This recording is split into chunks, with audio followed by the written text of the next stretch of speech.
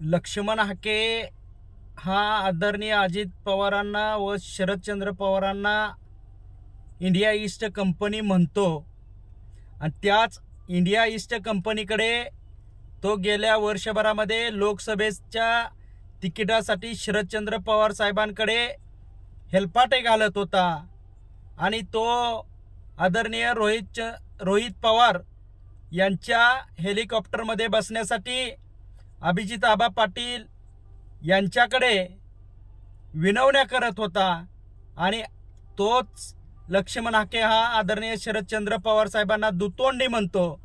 लक्ष्मण हाके हा दहातोंडी राक्षस आहे, त्याचं वांजुट नेतृत्व आहे, दिशाहीन नेतृत्व आहे, कमर्शियल नेतृत्व आहे। त्याच्या बोलण्यामागे प्रसिद्धी हाच एवढा एक हेतू आहे। ओबीसींच्या ताटामध्ये काही पडणार नाही, फक्त स्वतःच्या प्रसिद्धीसाठी हा लक्ष्मण हाके वारंवार पवारांचं नाव घेतल्याशिवाय त्याच्या बातम्या होत नाहीत।